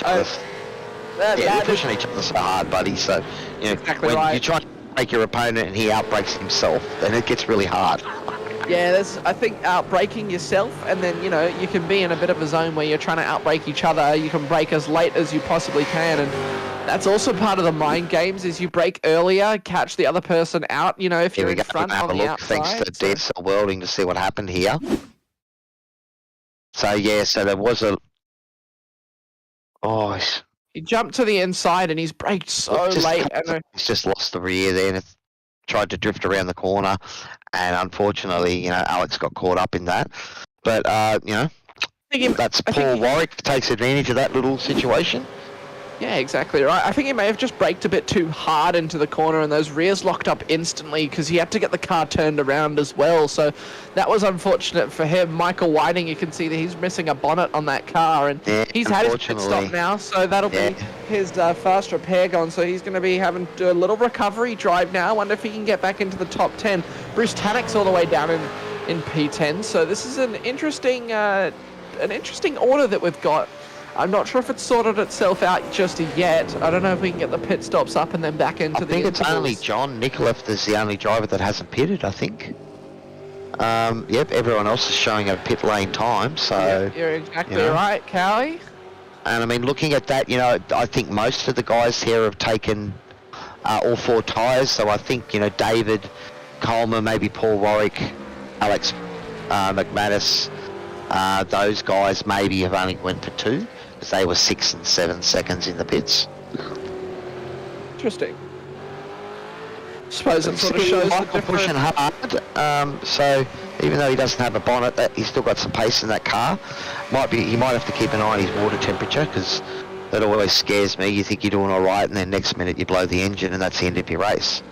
That happens to me when that happens to me when I race ovals. Is you always have to be watching your water temperature and your oil temperature as well, especially as you get in that draft and you get no air coming in through the front, and it just you blow up. But yeah, exactly right. John has come into the pit. Alex McManus made a move on Bruce Tannock there. I believe he may have, but Alex did have that little spin earlier. I think Bruce hasn't been able to get around him just yet. Blake Delaney is up back into first. Our last race winner is back into first position. This is some awesome driving from him out in front. And we've got just over 10 minutes left in this race. John Nicola playing the really long game here. And that car's showing a bit of damage. Yeah. John, maybe he's had a little bit of an incident that's sort of cost him that first position, but David Nash really attacking him as well. Yeah, those tyres are old. Everyone on him is like tyres that are at least 10 or 11 laps pressure. So, yeah. There it is, David Nash going to have a look up the inside. He's going to force him to yield, and John does just that. That is a great move from David Nash. Really attacking.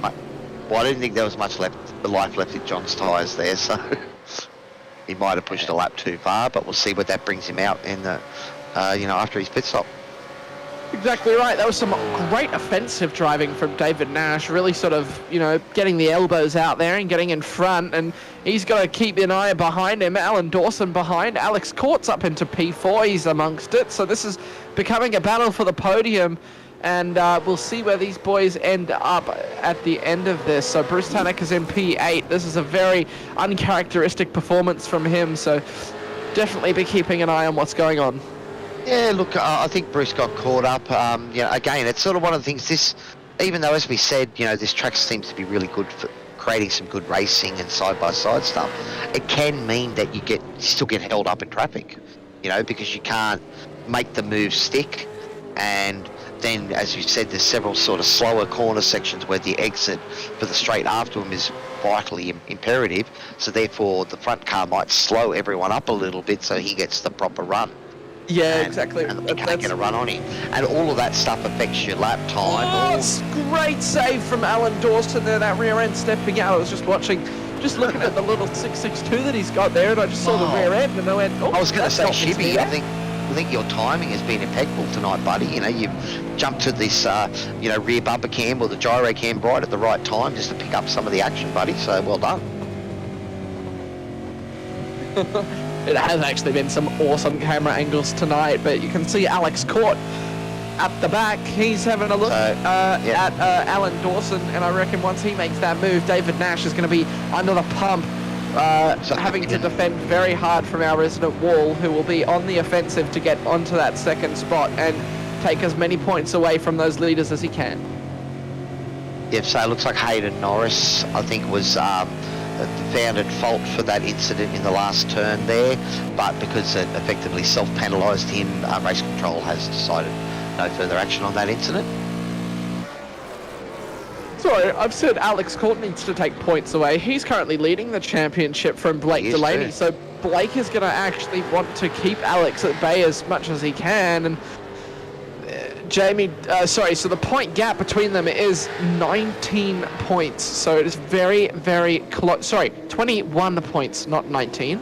My maths was completely incorrect there. I think Blake would have liked another fishy motorsports car up the front there in front of Alex, but Alan Dawson and David Nash are driving a great race here at the moment. So, Alan's been a bit of a surprise package tonight. He's found some pace here, in the top 10 in race number 1 with a nice clean race, and he's right mixing it up with the boys at the moment. Yeah, good times. Yeah, you love to see it. You do love to see it. You love to see those boys get amongst it, get involved with that battling right up the front. So getting to see him up the front is a sight to see, and it's a lovely sight to see. As Paul Warwick making a move on David Coleman there. I'm not sure what's going on there. It looks like David Coleman's actually had an incident because David Kirby is also going to pass him, looks like with ease, and Bruce Tarek as well. So I don't know if Shibby can get that one up for us and see what's going on. That's interesting. So David Coleman looks like it's just slowed down for some reason. We don't know. It could have been a slowdown. May have, yeah. So May have I don't see an on track or anything on SDK, so I'm not sure there. But Alex putting the pressure on Alan big time here. Alan has kept his cool and driven a really good race. He's also trying to put pressure on David. Oh, nice. Alex going for that move, and he gets a bit sideways. There's a little bit of contact between those two, but it looks like he might have the move. Alan Dawson is most definitely going to have the speed down the straight, though, so that was a very ballsy move from Alex Court. It was a send from Alex, so give him A for effort. But yeah, I mean, one of the things, anytime you do that sort of stuff, if you maintain control of the car, then it's a great move.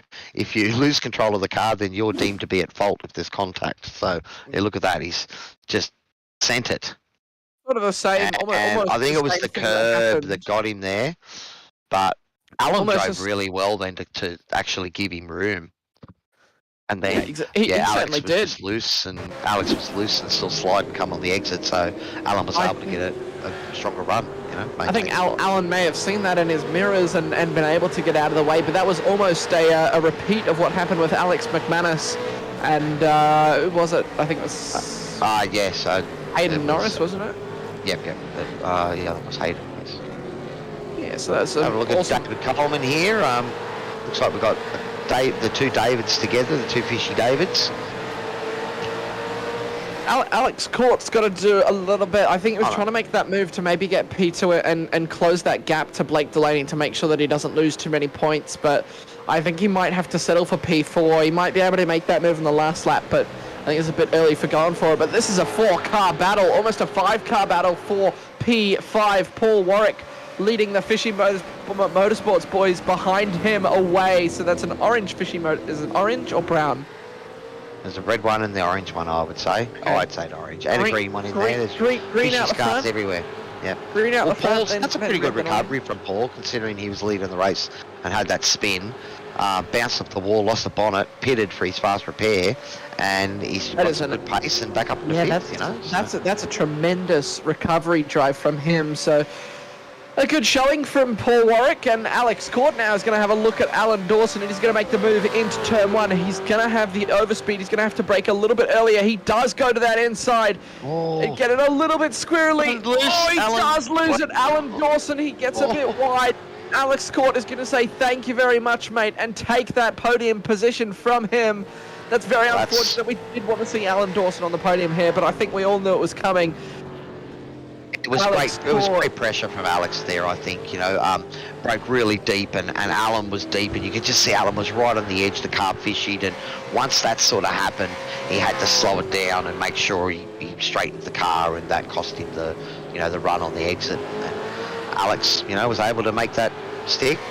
Again, a great late braking move from Alex, and Michael's had another incident by the looks of that, because he did have a rear wing on that car a few laps ago. He certainly did. You're exactly right. So he is really driving just a carcass of a Holden Commodore around this track. So very unfortunate for him. He already lost it by now, so here's another incident. This is a different incident that we had. It looks like he's taken too much speed there, and the car's just understeered out. So the car's got no downforce anymore, buddy. So so everything's going to be wide for him. But look at this; he's still pushing hard on Scott. Been battling hard against Scott for the last few laps, I'd say. I usually cherish these moments, because usually if you're as a slower car, because if you're a slower car, you actually get to battle with one of the faster boys. Even though they've got damage and they are a little bit slower, you do get to have that exhilarating battle that you usually would have. That was looking to be a move that he was going to have. It looks like we may have found it, but I think this is the part where he lost it, mate. Yeah, same corner. So that's where he lost the bonnet. No, this is the bonnet losing that's it. It is incident. And you could just see that rear right-hand tyre got on. Oh, there is contact, but there's secondary contact, and he saved Scott Barton there. So a very nice thing to do by Michael. And as I said before, you can't be going too wide through there, because that is exactly what happens. but it looks like they've redressed, and maybe that might be, you know, maybe a 2-second penalty afterwards, but I don't think that'll be judged too harshly, as nothing really happened there. Ty Turner putting the pressure on Harry Dodds. I think Harry's been a little bit self-critical of his performance so far at SRW. I've been talking to Harry, and he's a great racer. I think, you know, he's been a bit hard on himself. He's had a bit of bad luck, and I think he's shown really good pace at times. But the thing is, you know, again, we keep coming back to it. It's not just your pace as a racer yourself. It's the competitive nature of the field. I mean, you know, you could be quite fast, and there's, you know, half a dozen guys out there that are quicker than you, and they're fast as well. So, yeah. It's again, you know, I think Harry's has talked a little bit about mental health and stuff like that on his Facebook page and that, so I commend him for that. And but it's great to see him here racing and battling hard with the boys.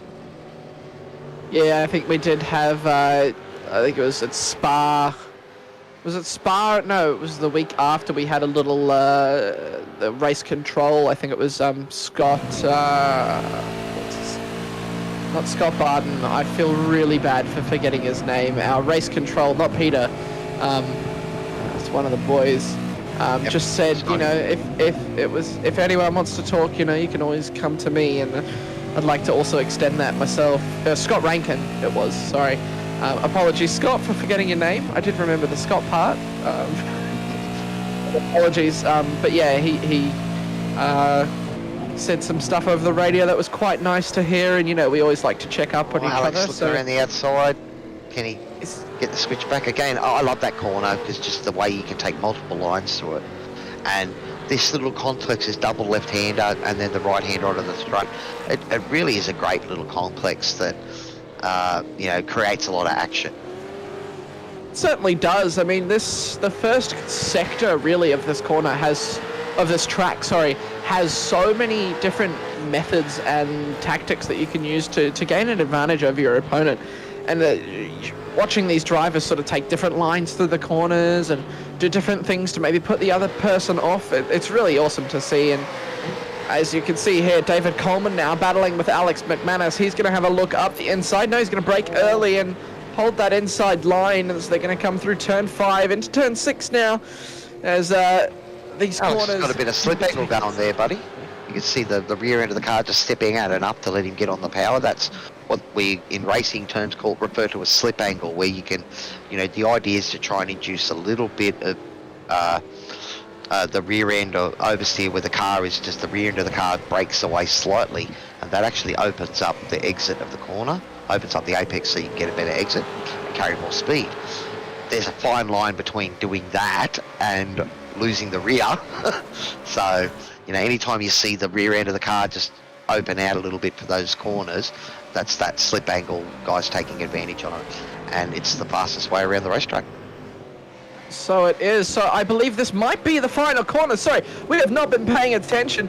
This is the final lap. So Blake Delaney will come home and take the victory. Will Alex Court be able to pass David Nash on the line? It doesn't look like it. A great finish from those two. Alan Dawson taking home P4.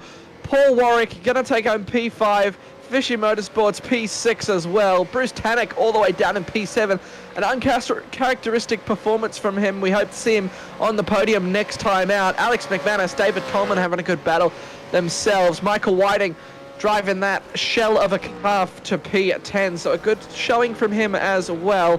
I'll Good just recovery. see if I can get some of these boys in. Sorry, I'm going a bit below. You're right, yep.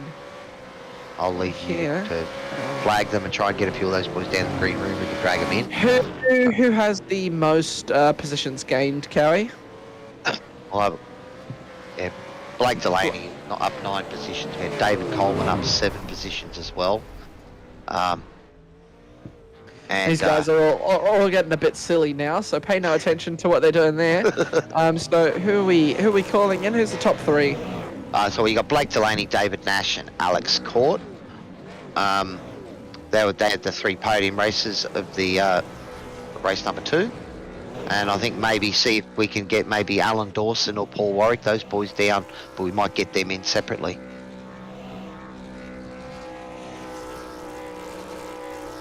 he did. Yeah, David Coleman had a great race. We also, Alec McManus ended up 5 spots up, so another good drive from Alex.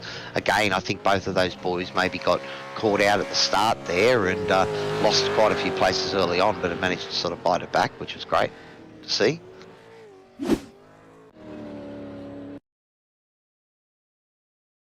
We'll just wait for these boys to get in. We'll get the DSL action replay. Now, I want to reiterate, I was cut off last time when I attempted to do it. As you can see, yeah, there it is. Alex getting caught right on the line.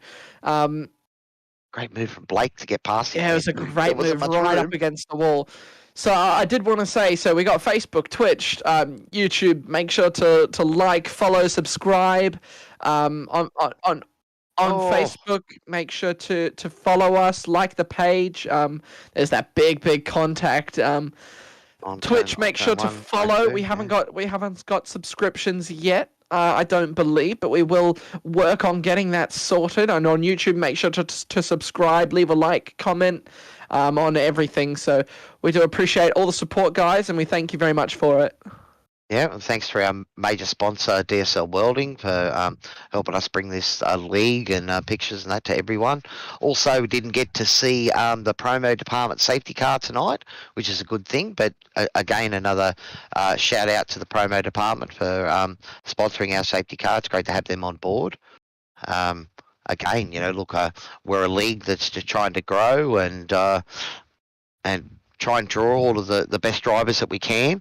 And the standards tonight were great. I think, again, the last couple of rounds has been a lot of action from the boys and very few incidents as a result. So, I think it just shows that the caliber of the field is really good and the racing has been action-packed. Yeah, I think you're exactly right there. I think, these guys perform week in, week out, but I think we've got Alex Court and David Nash. I'm not too sure where Blake Delaney is, but I will drag up there. Alex and David in because they had quite a little battle towards the end. Are you with us, boys? Hello. You had a nice little battle towards the end. I'll start with you, Alex. You got quite caught off the line there, mate, if I'm honest. Pun intended. 100% pun intended. Just the lights went out very quickly and you sort of, like a deer in headlights, had to get off the line a bit late and you made a good recovery drive getting on the podium there. P3, are you happy with your drive, mate? Blake in too, buddy. Sorry, Alex, go for it. No, all good. Happy with the drive, yeah, all bar the start in the second race, which I was hoping we were going to bring up. I was going to say that, Blake, there wasn't a lot of room up the inside of the wall there, buddy. Was it a bit too close for comfort? Just a little bit. I'm just watching the replay now. When Alex fried his tyres, I didn't know which way he was going to go, but I think he had a right car on his left-hand side and it wasn't anything for me, so it was. I just stayed straight and, I saw bloody Blake there and I was like, well, he's brave. There's some big cojones. Yeah.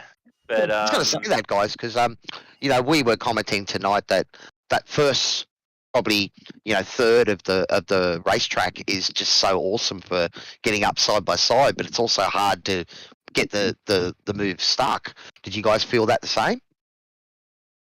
Oh, definitely in the second race, we found it really hard to pass, and Mike and I found ourselves just sitting behind Dawson and Paulie Warwick was out in the lead at the start there. He was killing it, but the three boys at the front were really difficult to get past at the second race. So, I think even though we've got that reverse grid, for that second race, I mean, and that puts you guys back where you've got to make some moves, but the guys up in front are no slouch either.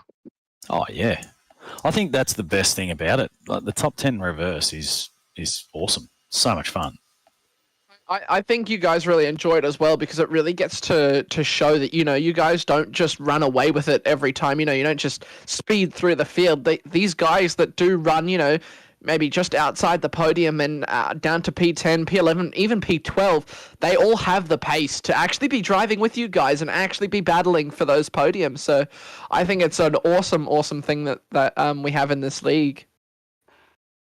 Yeah, it's it's good to see the reverse grid top 10. So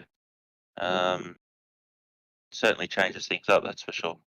Well, I think that with Jamie leaving us, it's Alex, you and Blake are battling at the front of the championship. I think there might have been enough points there that Blake's leapfrogged Alex.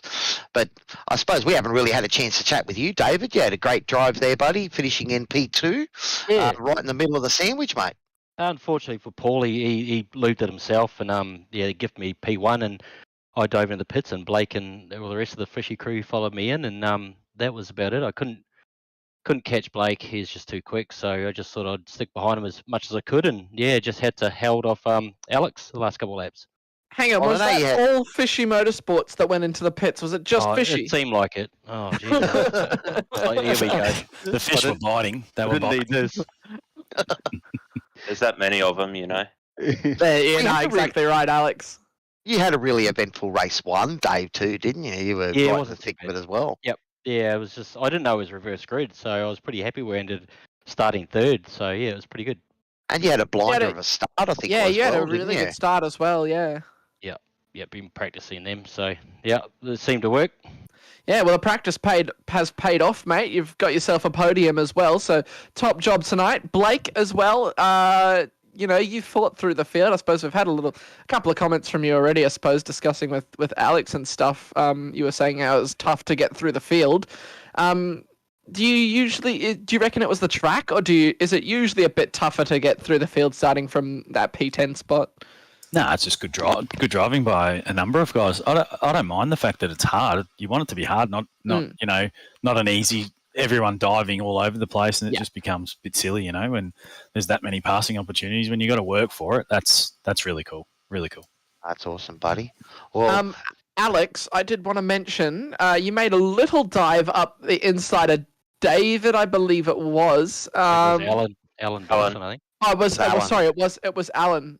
Did the rears just lock up there? And I think Cowie was saying that it was the curbing that sort of had caught you off guard there on the right hand side. Can you talk us through it, if it's okay? Look, it was a send, wasn't it? It looked like a send. It was, yeah. 100% it was a send. I was obviously wanting to catch Blake and the other two boys as quick as I could, and I think the couple of laps leading up to that incident, I was a lot quicker. Well, Alan, was it the lap before or something that you got up side by side, and you were side by side for about 5 or 6 corners there, and then I think there was a little bump or something, that bump at the end there, and that just gave you a slow exit, and Alan was able to keep the spot. Yeah, pretty much, and then obviously the send you just forced the last corner. Well, you forced the error on him, on the first corner. Was it in the last lap or the second last lap, where you went really deep and he tried to outbrake you, I think, and outbrake himself. Yeah, but look, it's good pressure, buddy. Yeah, look, I was saying to Nashi before in the green room that I think Nashi said to me if I'd probably got past Alan there clean, I probably would have caught Dave. So look, these things happen. It's racing. I'm bloody stoked with a P3 or 2 P3s, so it really helps the championship points. So good. Certainly. Good Well, I suppose we'll go back to you, Blake, and give you the opportunity to, a shout out to any of your sponsors or your mates out there. For sure. There you go. Go. You're up. Hang on. Sorry, I've just brought Alan in, so you can get Alan's side of that. Alan, when Alex had that little dive bomb on you, it looked like you may have actually seen it in your mirror, and you were able to sort of get out the way a little bit. Did you catch it? Or did it catch you off guard? Or, as well, for the race as well. How did you find that race? For that move, to be honest, I was looking forward, and then I just seen something silver in my mirror, and that opened up the steering. Pretty much, that's how that one happened. And race was pretty good. It was a track that I was struggling with this whole week, so it was good to actually have a good race. Yeah, sorry about that, didn't you? Sorry about that there, Alan. All good, mate. That happens. P10 in the first race, so it was a good one at the start to get onto pole. Was that your intention to stick it on P10 for the pole, or Not at all, mate. Not at all. Well, No, mate, had you a showed good- some good good pace. race as well. You ended up at the front and you were showing good pace. I saw you just bogged down a little bit on the start. They held you a long time on the first race and then held you for a really short time on the second one. Did that catch you out? Nah, my starts are just horrible at it, to be honest. That'll do All it. good, buddy. Well, we certainly enjoyed watching you race tonight, mate. And across the board, I mean, we were looking at 5 or 6 laps to go, and there was still 7 cars battling for first position. So We didn't realize that it was the final lap because there was so much battling going on.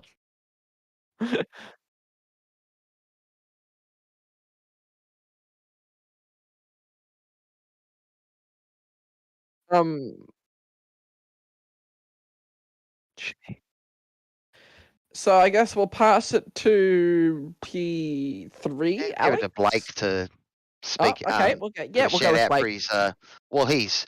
I think Blake has probably finished as the round winner with the. What did you have a third in race 1 and a win in race 2? Is that right? I think I won both. Double wins, yeah. You won both. It was double wins, Cowie. Come on, mate. Sorry, no, you're right. Mixing That's them. right. That's right. It was your teammate Michael behind you that wasn't putting enough pressure on you in race 1. That's right. I remember that now. Take us away with the sponsors, Blake. Yeah, thanks very much to the Fishy Boys, first of all. West End Motor Group, which is Parramatta Peugeot Professionals, the Parramatta City Great Wall and Haval, West End Mazda Parramatta and Parramatta Isuzu Ute. Black Wolf Graphics for all the liveries, they're phenomenal, and there's a shitload of them out there in all sorts of on all sorts of cars. So get into those guys. Precision Sim Training, awesome setups. Thanks again. Relax Marine and Game Fishing as well. So appreciate everything. And just one last little thing, Alex. I'm sure you probably join me in this, but a bit of a shout out to Jamie Dyke, or maybe a call out to Jamie Dyke. Love to call him out of retirement from SRW and bring him back. So that is all I have to say on that. But he now has a call out and he should be back and better be back next week. Hope so, buddy. We'll hand it to David for your P2. My list isn't as long as that, so well done, Blake, anyway, for the win. Just the Riot Sim boys. We just got to obviously try to get at the pointy end a bit more. And Bliss Homes building holes with walls in them. Well, look, I know that the cameras tend to gravitate to the Riot cars, buddy. So we're certainly enjoying the action you boys are showing. Yeah, no, it's good. It's good to be able to put it to the Fishy boys as well. So it's hopefully it's going to be a good teams battle as well. So. But we might have to try and sort that out and find out who's Fishy 1 and Fishy 2 and all that sort of stuff. We'll have to work all that out for the team battles.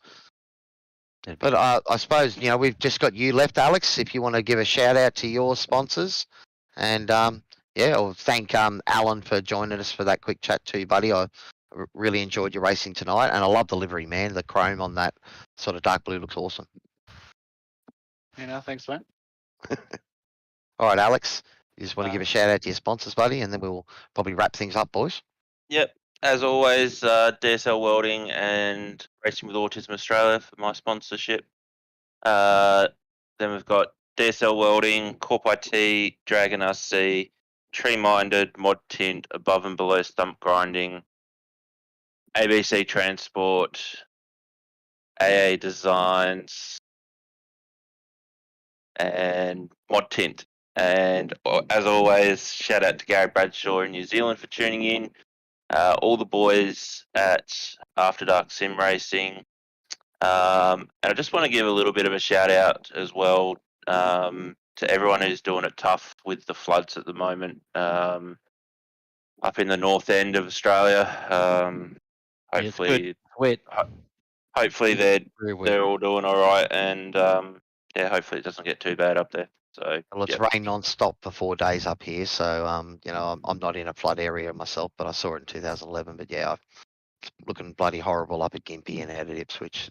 One of my mates has actually got mold on his wheel because it's been so humid. Like on his Logitech wheel, there is mold on his wheel. So Jesus, not as bad as some people, but I drank about 80 litres out of this bedroom I'm sitting in. So Jesus, yeah, that's horrible. It is what it is, but it's stopped now, so that's good. Yeah, let's hope so, and the water can start to drain away, and yeah, it's we can't do much about Mother Nature, boys, but I'd like to thank you all for a great night's racing. It was jam-packed full of action and clean racing. I think, we only had a couple of incidents that race control, adjudicated on, and I think the other ones that we saw, you guys had redressed it straight away. So it's just great to see close racing and good respect amongst you. I think that's the key thing, mate. Respect. This league's pretty good for that. Awesome. Alrighty, guys. Well, I suppose that will bring us to the end of our coverage of the SRW V8 Supercars Super 1 series here on SRW TV. Don't forget to hit the like button and follow us on all of our social media pages. And we'll hit that subscribe button so that you are notified when we're racing next and you don't miss any of the action. So on behalf of our management and broadcast team, it's Cowie here, together with Dano on comms and our producer Shibby behind the scenes. Thanks very much for tuning in, and we'll say good night, and we look forward to seeing you next time on SRW TV. Good night, everyone.